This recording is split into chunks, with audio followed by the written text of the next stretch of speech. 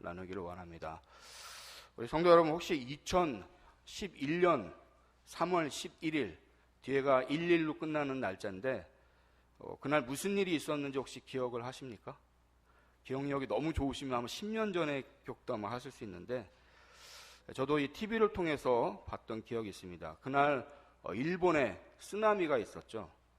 체르노빌 원전 사고 이후에 거의 동급의 희생자를 낳을 만큼 정말 무시무시한 자연재해인 쓰나미가 그날 저도 TV를 통해서 뭐 영화 보는 한 장면 같이 그렇게 완전히 모든 걸 덮어버리는 그런 장면이 있었습니다. 그날 그런 일이 있었는데, 그렇게 경제대국으로 자만심이 가득했던 일본도 그 쓰나미 때문에 식량 배급을 받으려고 줄을 쫙 서 있는 그런 이제 모습을 뉴스를 통해 봤는데, 인생은 정말 한 방에 뭐 어떤 뭐 나라건 인생이건 상관없이 그렇게 한 치 앞을 알 수 없다는 것을 그때 한번 좀 깨달아봤던 생각이 들고요. 그때 우리나라가 저러지 않아서, 가까운 우리나라인데 우리나라는 쓰나미가 안 와서 참 다행이다, 뭐 그런 생각을 가졌던 것을 기억하게 됩니다. 기억의 시간들은 자신과 직접적 관련이 있을 때에 가장 생생하고 잊기가 힘들죠. 그렇지 않으면 사실 다 희미해지는 것들이 우리 인생의 기억이 아닌가 생각합니다. 아마 우리의 신앙생활 속에서도 하나님께서 말씀하시고 나에게 행하셨던 어떤 은혜의 그런 일들은 확실히 기억되는 모습을 갖게 되는데요. 우리가 매 순간 예배를 통해서 하나님이 허락하시는 그 말씀들을 통해 우리들이 더 정말 기억될 만한 그런 은혜의 시간들이 우리 성도님들에게 풍성히 임하길 진심으로 축복을 드리겠습니다. 이런 의미에서 내가 누려왔던 모든 것들이, 내가 지나왔던 모든 시간이, 내가 걸어왔던 모든 순간이 당연한 것이 아니라 은혜였소. 이런 뭐 복음 가사가 있는데요. 더욱 깊이 묵상되고 또 와닿는 내용이라 좀 생각을 하게 됩니다. 간충이라는 생물이 있습니다. 혹시 들어보셨습니까?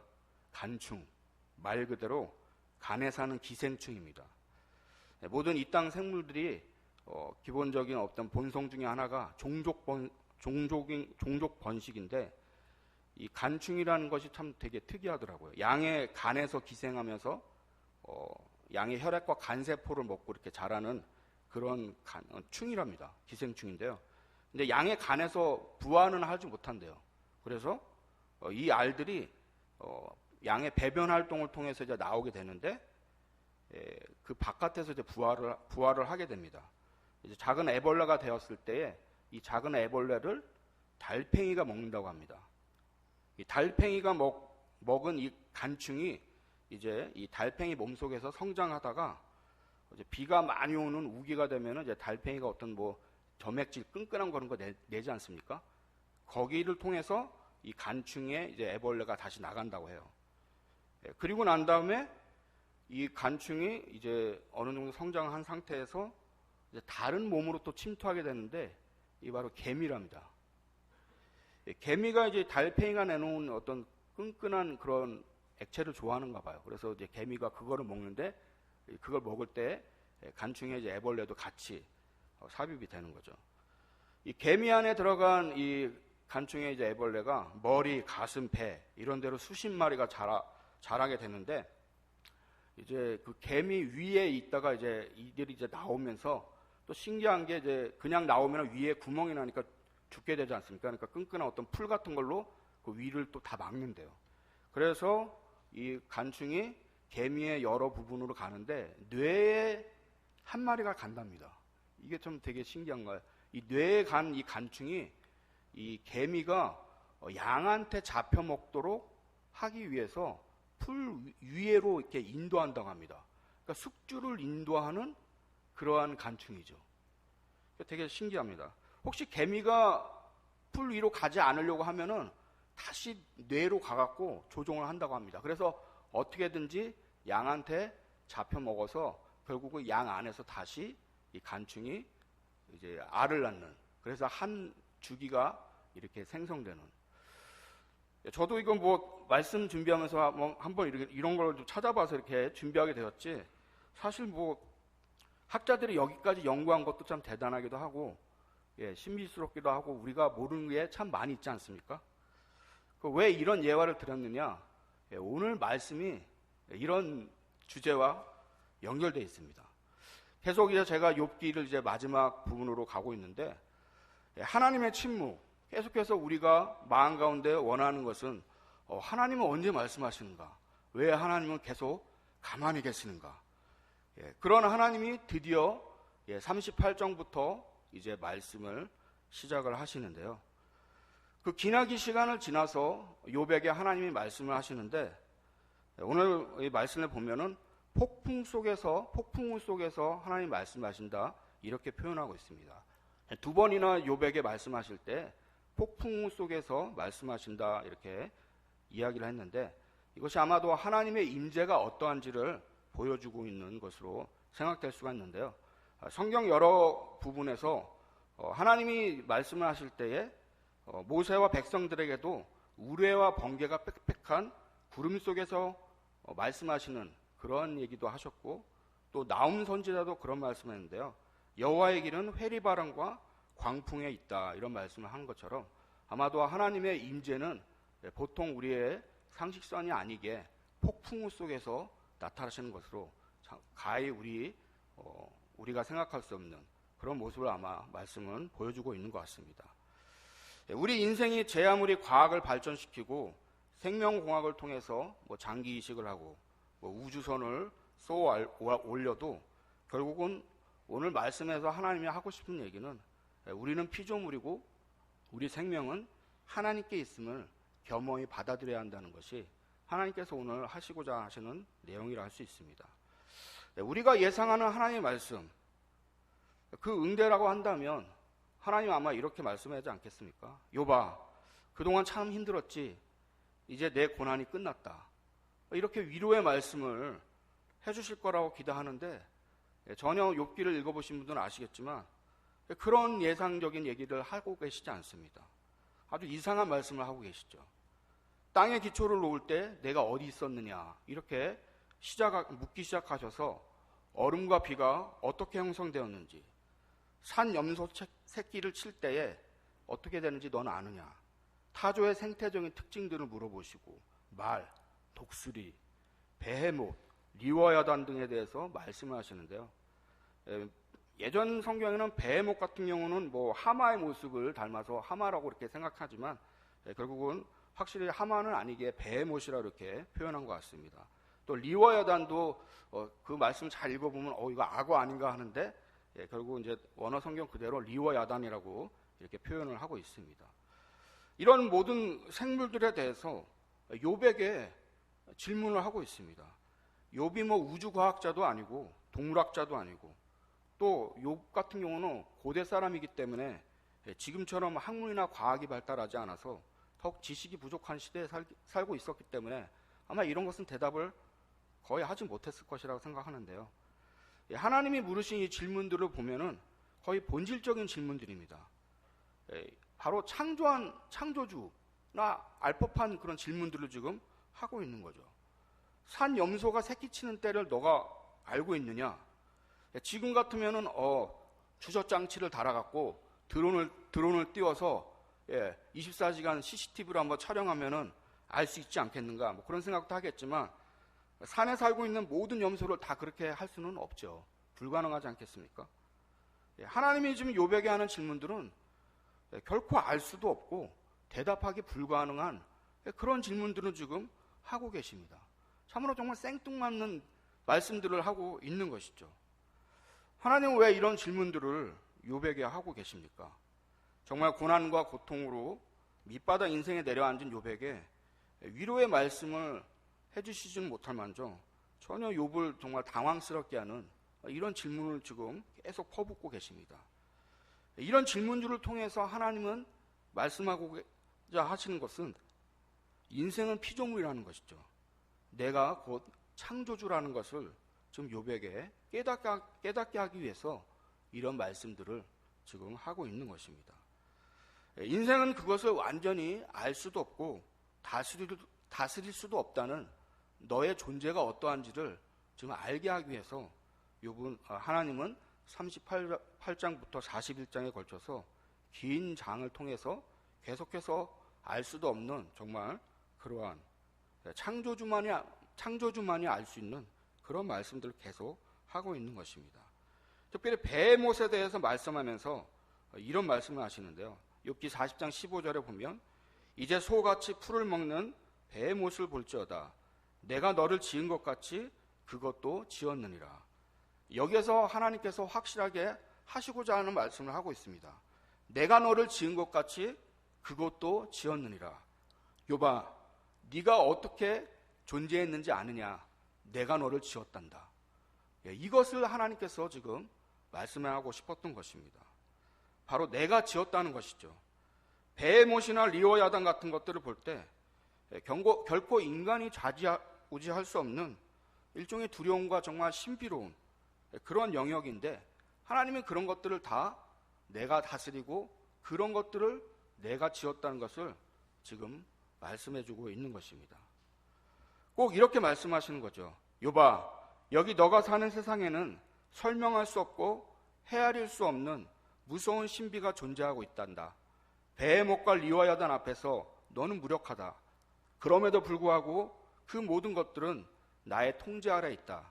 무섭고 소름 끼치는 짐승들조차도 나 하나님의 손에 붙들려 있고 다 내가 지은 것들이다. 이 말씀을 좀 하고 있는 것입니다. 그래서 성경에서는 계속해서 하나님이 주권자이시고 창조자이심을 우리에게 가르쳐주고 있는 것입니다.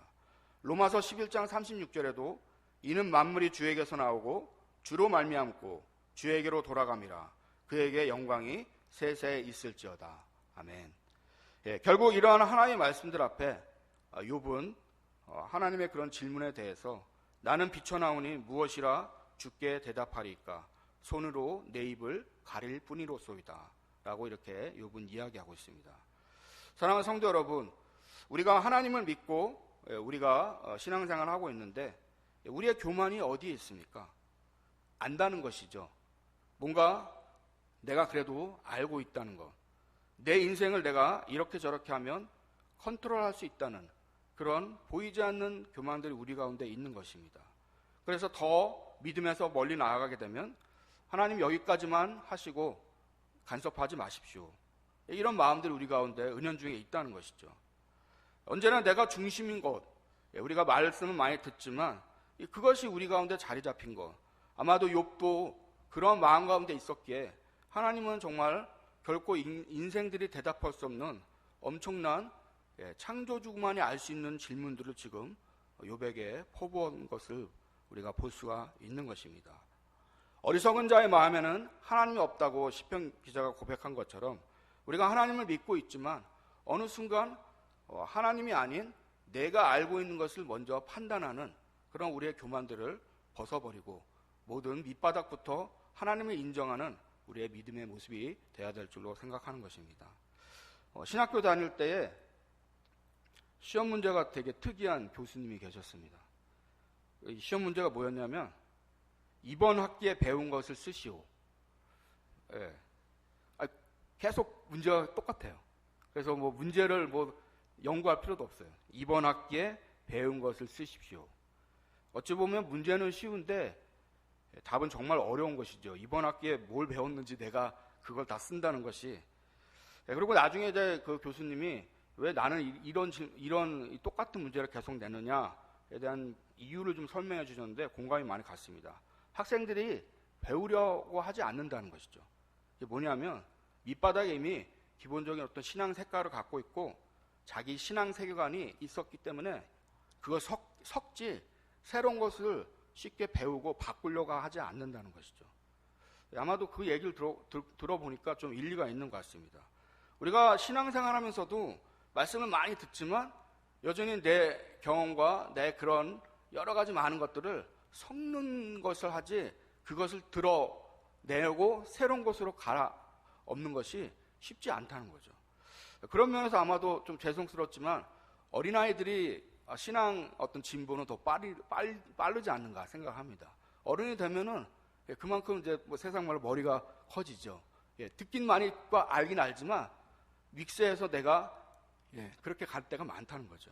자, 이런 많은 우리들의 교만들을 우리 좀 벗어버려야 할 것이라고 생각을 합니다. 성도 여러분, 우리의 인생을 자신할 수 있으십니까?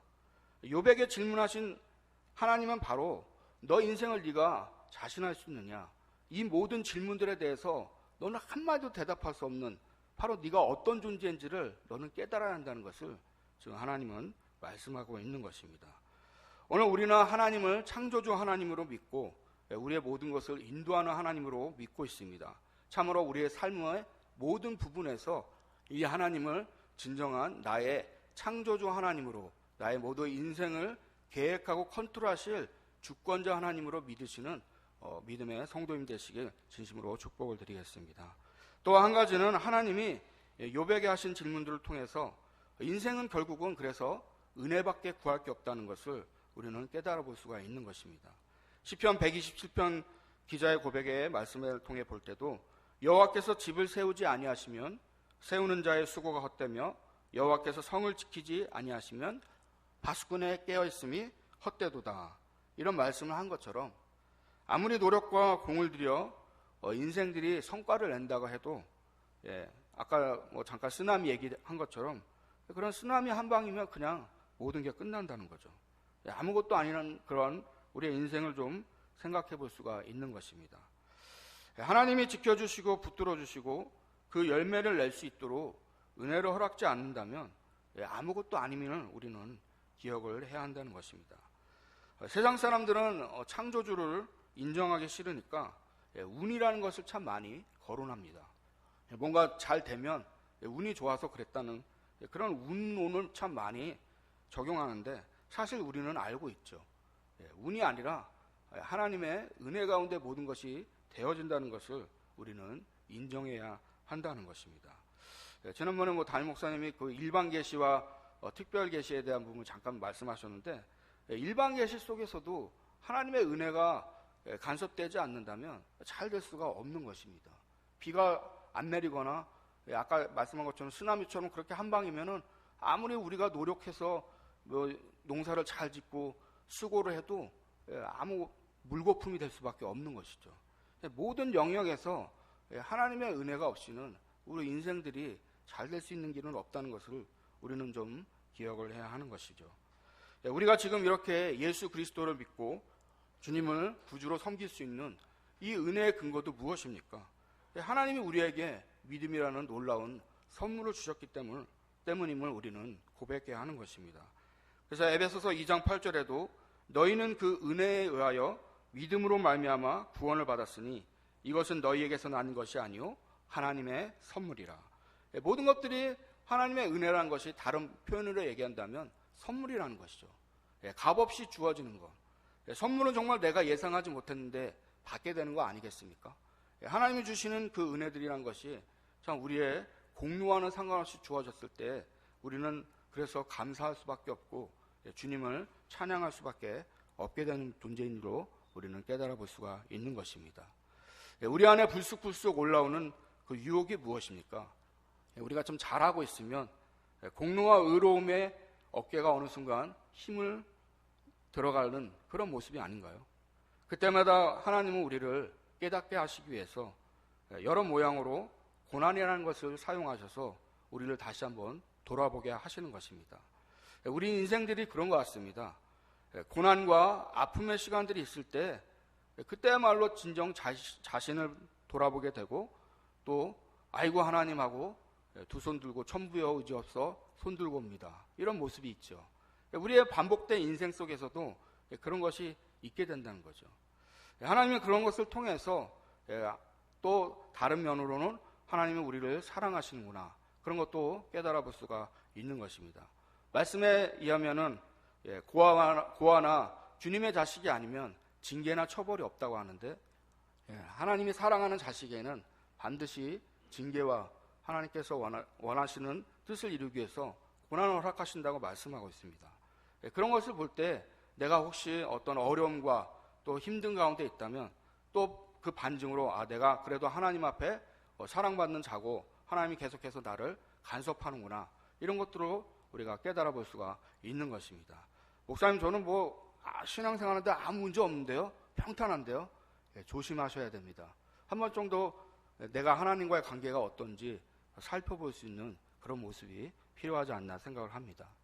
성도 여러분, 우리는 언제나 나를 위해 모든 것을 희생하신 주님의 은혜를 생각하면서 십자가의 은혜가 우리에게 어떻게 임했는지 우리는 깊이 다시 한번 묵상해 보아야 할 것입니다.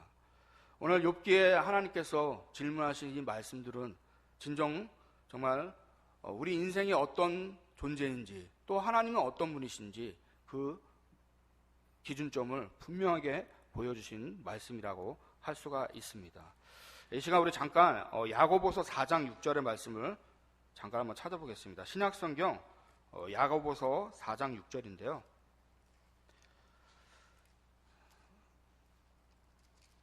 야고보서 4장 6절 깊이 한번 좀 새겨볼 말씀이라서 같이 한번 찾아서 읽어보도록 하겠습니다. 야고보서 4장 6절의 말씀입니다. 신약성경 야고보서 4장 6절 찾으셨으면 같이 한번 읽어보겠습니다. 시작. 그러나 더욱 큰 은혜를 주시나니 그러므로 일렀으되 하나님이 교만한 자를 물리치시고 겸손한 자에게 은혜를 주신다 하였느니라. 아멘. 하나님의 뜻은 그렇습니다. 우리가 은혜를 받는데 정말 하나님이 원하시는 그 자리에 있기 위해서는 무엇보다도 선행되어야 하는 것은 우리의 교만한 모습을 내리고 겸손한 모습으로 서 있어야 한다고 주님은 말씀하고 있는 것입니다. 욥은 그래도 자신의 의로움으로 억울함을 호소하며 하나님을 트집 잡으려 하는 그런 모습을 가지려 했으나 결국 하나님의 그 엄청난 말씀 앞에서 도대체 자기가 지금 당하고 있는 고난에 대해서는 이런 방구도 할 수 없는 그런 자리로 지금 내몰렸습니다. 그것은 결국은 자기를 창조하신 하나님은 더 크신 자기 인생보다 더 크신 하나님이기 때문에 자기가 받고 있는 고난마저도 억울함이 아니라 나는 정말 이런 고난마저도 하나님의 은혜 가운데 있다는 것을 다시 한번 깨닫게 하는 그러한 말씀을 오늘 우리에게 들려주고 있는 것입니다. 그래서 42장 5절 이하에 보면은 욥이 이렇게 고백을 하고 있습니다. 내가 주께 대하여 귀로 듣기만 하였사오나 이제는 눈으로 주를 배움나이다. 그러므로 내가 스스로 거두어드리고 티끌과 재 가운데서 회개하나이다. 욥의 고백은 결국은 회개하는 겸손하는 모습밖에 보일 것이 없다는 것을 지금 말씀하고 있는 것입니다. 우리는 쉽게 생각해서 욥은 참 나름대로 열심히 신앙생활하고 하나님 앞에서도 흠없는 그런 의인으로서의 모습을 섰는데 무슨 회개할 것이 있는가? 그러나 자기 자신을 하나님 앞에서는 알게 되었다는 것이죠. 보이지 않는 것까지도 하나님은 다 드러내시는 참으로 전지전능하신 하나님이시기에 이런 것들이 가능하다는 것을 오늘 말씀을 통해 우리는 깨달아 볼 수가 있는 것입니다. 성도 여러분, 우리 인생을 자신할 수가 없습니다. 우리는 매 순간마다 하나님 앞에서 코람데오라는 그 말처럼 내 자신이 어떤 모습인지 바로 설 수 있는 그런 모습이 오늘 하나님께서 우리에게 주시는 메시지임을 우리는 깨달아 볼 수가 있는 것입니다. 말씀을 맺겠습니다. 욥은 자신의 고난과 고통에 대한 나름대로의 항변할 근거를 가지고 하나님께 나아가려고 했지만 정작 하나님을 만났을 때는 그 항변조차도 교만한 모습이었다는 것을 깨닫게 된 것입니다. 모든 생사화복을 주관하시는 그분 앞에서는 결코 어떤 말도 할 수가 없는 것이죠. 내 인생이 지금 존재하고 있는 이것 자체가 이미 은혜임을 욥은 아마 깨달았던 것 같습니다. 그래도 이런 말이 아마 마음속에서 올라오려고 했을지도 모르겠지만 결국 자기 인생을 보니까 하나님 앞에서는 그 어떤 말도 할 수가 없었던 것입니다. 성경 기자의 표현에 하면 우리가 티끌과 재라는 그런 표현도 하고 있는데 참 우리가 티끌과 재라니 맞습니다. 하나님 앞에 우리가 비교하면 정말 우리는 티끌과 재와 같은 존재임을 우리는 좀 깨달아 볼 수가 있는 것입니다. 결코 가히 범접할 수 없는 죄인인 우리들을 예수님의 십자가의 은혜로 그렇게 우리가 자녀가 되었다는 것, 그거 하나만도 생각할 때 우리는 사실은 그 은혜를 사실 다 가히 감당할 수도 없고 생각할 수도 없는 것이죠. 말씀으로는 많이 들어서 우리가 좀 뭐 지식적인 것은 알지만 이것이 정말 우리 마음속에 새겨질 때는 오늘 아마 욥과 같은 고백이 우리 가운데 있지 않을까 생각을 합니다.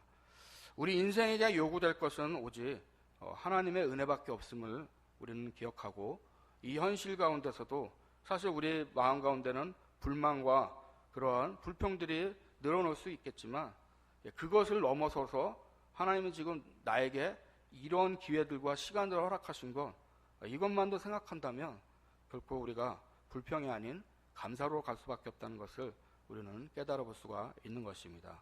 성도 여러분, 이 가을날에 하나님 모든 것들을 계획하시고 인도하시고 그 열매들을 주장하고 계십니다.